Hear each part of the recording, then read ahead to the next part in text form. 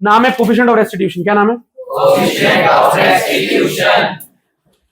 Coefficient of restitution paper में आएगा, एक थ्योरी टॉपिक है, बिल्कुल 1-2 नंबर का आता है। पूछता है what is coefficient of restitution. आप बोलोगे it is the ratio of velocity of approach to velocity of separation. It is the ratio of velocity of approach to velocity of separation. ठीक है, एक वर्ड लगा देगा रिलेटिव। क्या लगा देगा? रिलेटिव। तो इसे डिनोट करते हैं ई से। किससे? ई से। Coefficient of restitution, it is defined as the relative velocity of, ऊपर आना चाहिए सेपरेशन, नीचे अप्रोच। ठीक है, ये देखो, ये इसका लॉजिक लिखा है।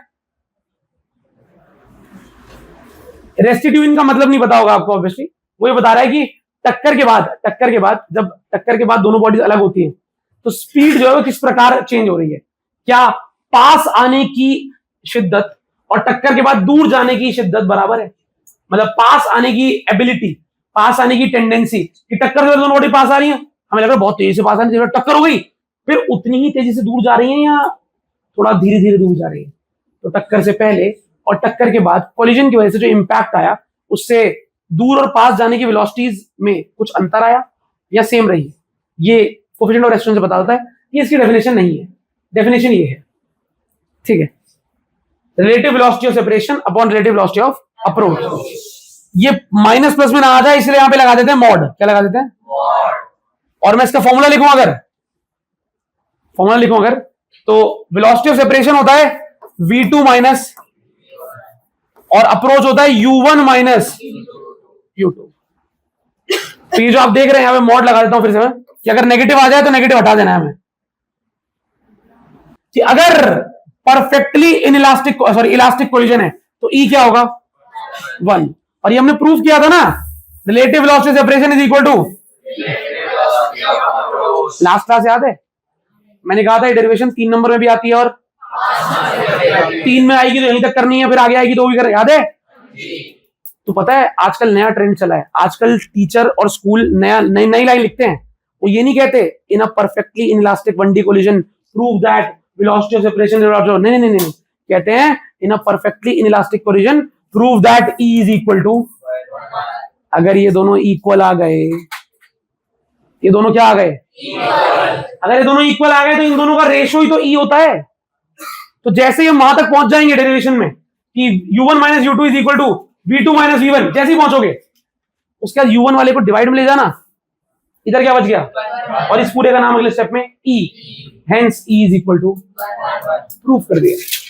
तो अलग अलग नामों से पूछता है। सेपरेशन अप्रोच बराबर कर दो, ऐसे ही बोलेगा। कभी कभी बोलेगा E को 1 प्रूफ कर दो परफेक्टली इलास्टिक के लिए, तो E को 1 ही तो प्रूफ किया हमने एक तरह से। अगर ये दोनों बराबर हो गए तो इन दोनों का रेशियो कट के क्या आएगा?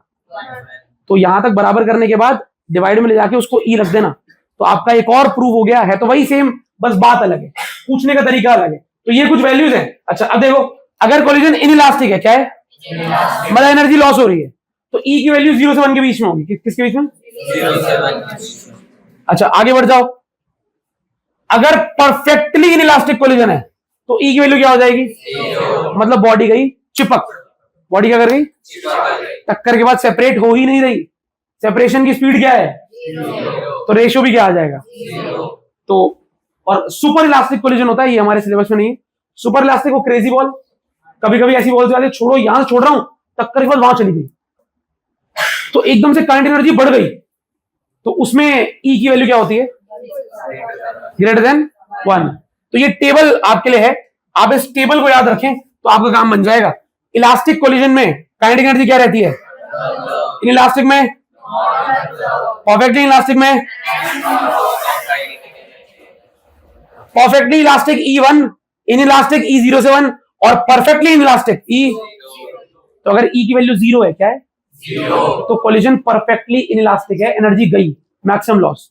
अगर E की वैल्यू 0 से 1 के बीच में है, इनइलास्टिक कोलिजन है, energy conserve, kinetic energy conserve नहीं है। और अगर E की वैल्यू 1 है तो ये perfectly elastic collision, kinetic energy conserve है। तो E की वैल्यू याद रखनी बहुत बहुत बहुत बहुत बहुत बहुत बहुत बहुत बहुत जरूरी है, बहुत जरूरी है। थोड़ी बहुत नहीं, बहुत जरूरी है। E की वैल्यू रटी होनी चाहिए हमें कि इलास्टिक के लिए परफेक्टली इलास्टिक के लिए E1, परफेक्टली इलास्टिक के लिए E0। देखो इलास्टिक है तो E, perfectly elastic E1, perfectly elastic E0। और अगर जनरल इन इलास्टिक है तो 0 से 1 के, और गलती से अगर सुपर इलास्टिक हो गया 1 से बड़ी, E के वैल्यू 1 से, समझ रहे हो? श्योर?